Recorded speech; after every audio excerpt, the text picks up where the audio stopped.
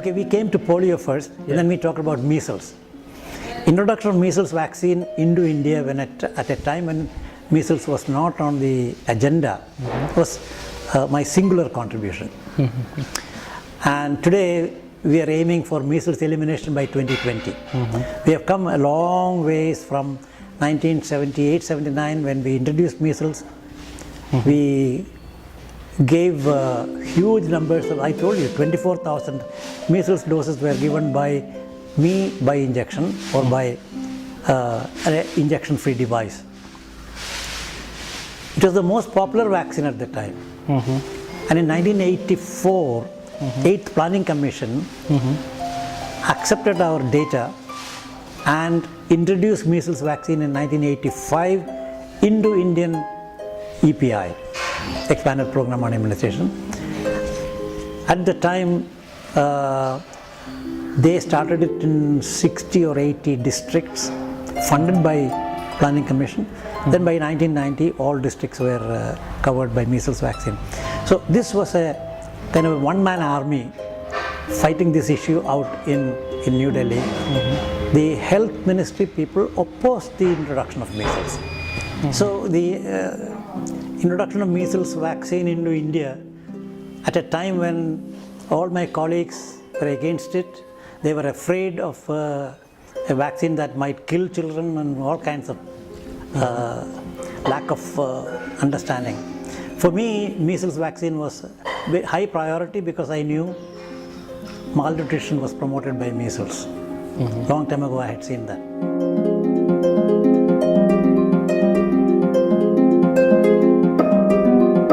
Anyway, so a third contribution, if I may say so, is the detection of HIV in the country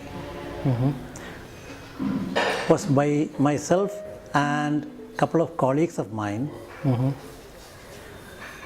because we had a virology lab. Okay. Because we had a department, we created a lab specifically for HIV.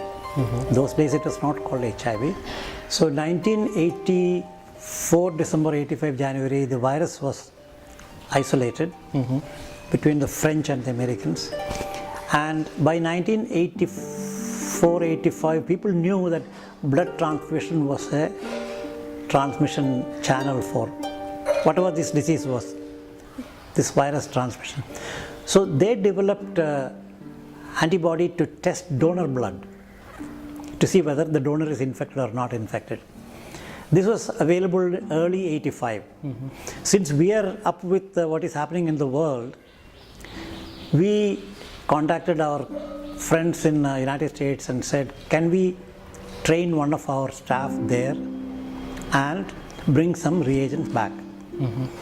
So Rotary International funded the travel of one of my younger colleagues through one of their programs that we applied and we got. He spent 2 weeks in National Institute of Health, learned the technology and brought back a lot of sera, anti-sera for testing. So now everybody knew that AIDS was transmitted from men having sex with men, and we didn't have them. We don't see a lot of men having sex with men. So my perception was that if that is the case, we will not have much AIDS in the country. Whereas my younger colleague raised a hypothesis saying that Indian prostitutes cater to several men per night. Unlike the Western prostitutes, maybe one client per 2 days or 3 days, and she makes enough money. Whereas the Indian prostitute has to serve several people to make money and pay the pimp and all that. So his hypothesis was that the Indian prostitutes' vaginas would be as vulnerable as the rectal mucosa of men. How do we test it? We have to find prostitutes. How do we find them? Very difficult to find. Through the polio program and the measles program, actually measles program first and the polio program next, the health minister and I became friends. So I went to the health minister and asked for permission for our people to go bleed women prostitutes who are raided by the police and brought into the remand homes, kept for 3 to 4 days or 1 week, and then released after court hearing. I got a written order from the health minister to test them. And we tested them and we detected the first HIV infection in the country in Chennai, Madurai and Vellore.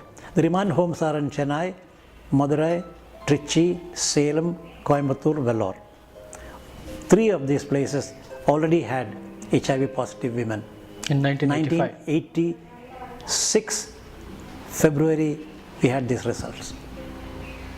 And you know where the result was first announced? In the Tamil Nadu State Assembly by the health minister, having got me in the visitors gallery, and everybody clapped when minister said that the man who did it, I was not, my junior colleague was the key person, but I was the team leader.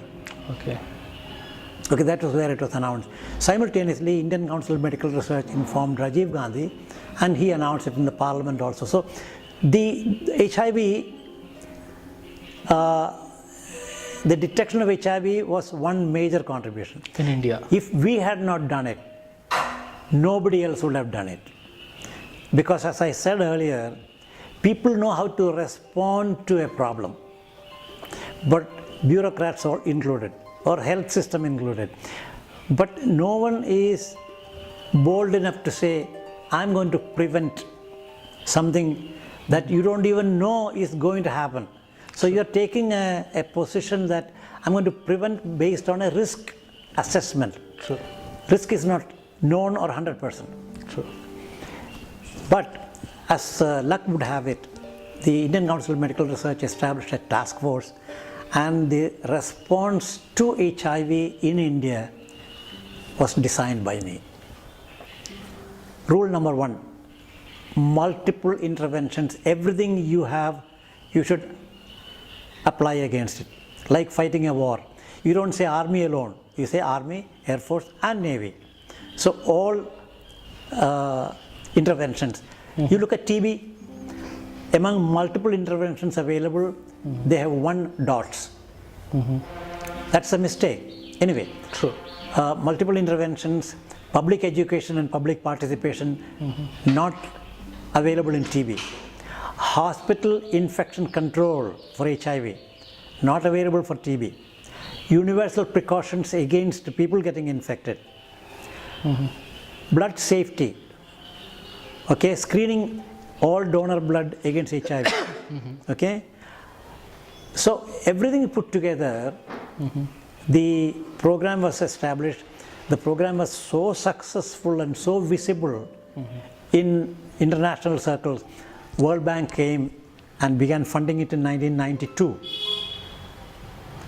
And thereafter it is known as NACO, National AIDS Control Organization, and it continues and it's doing very well. One of the key issues in HIV is we have a population denominator based monitoring of the infection burden year after year after year, established in 1986 June. It is called sentinel surveillance. It is sentinel all right, but it is not surveillance, it is sentinel survey, but mistakenly called sentinel surveillance. That was my design. That is the same description of denominator. High risk STD patients, low risk antenatal women. Test both of them in large numbers. Same institution year after year after year, so you can draw a graph of whether it is increasing or decreasing. This has saved India from public criticism. Only in 2012 the world knew that TB in India has actually not come down at all. There is no objective measurement. There is no denominator based measurement. HIV we had. Polio we had. We don't have a third disease in India for which population-based denominator is available. So we have ignored epidemiology. Ethics, of course, we have not taken seriously. Epidemiology we have ignored. Epidemiology is taught in medical schools and public health institutions. It's not practiced. It's applied for research. It is not practiced in real life. Health economics is another area in which we are extremely weak as a country. So that's another contribution that I have made in the Indian scenario.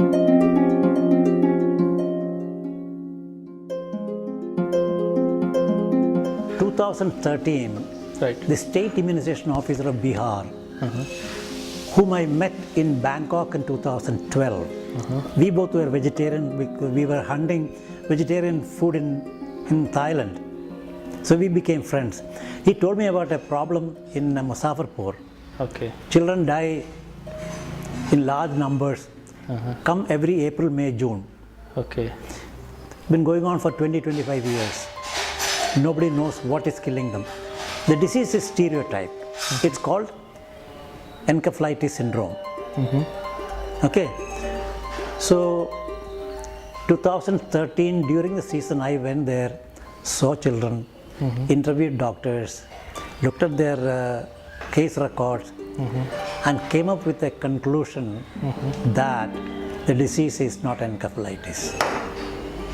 For 20 years, everybody was saying encephalitis, including the professors of pediatrics. Except one senior pediatrician in the medical college who kept on saying this is not encephalitis. Nobody believed him. So I went and found that it is not encephalitis. By 2014 season,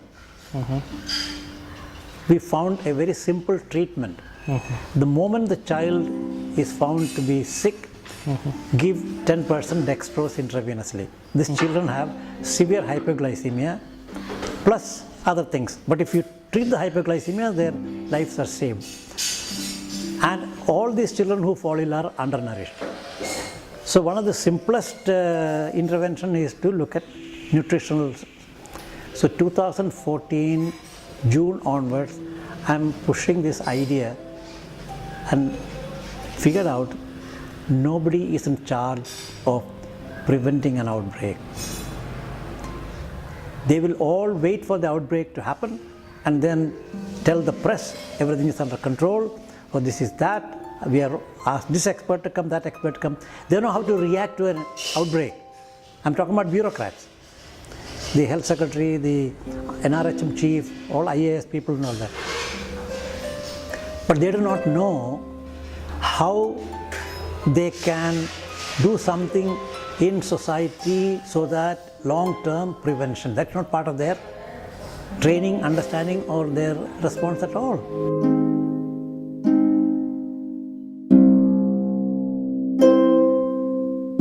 There is another annual outbreaks in western Uttar Pradesh, a place called Saharanpur. Saharanpur, yeah, I know. That disease also was undiagnosed for 20-25 years, which I was able to diagnose as it's a plant toxin poisoning. Okay. Not me alone, me and colleagues, but I was the team leader of that medical detective work. One pathologist, one epidemiologist, one clinician and myself. We put in our own funds and solved the problem of the Saharanpur brain disease as a plant toxin. And the moment we realized that it is a plant toxin, the health secretary had a blitzkrieg public education saying that that particular plant is poison, and people began weeding them, and children were not allowed to eat the seeds of them, and the disease completely disappeared. 2000 up to 2004, 400 to 500 deaths in Saharanpur district. More deaths in the surrounding districts.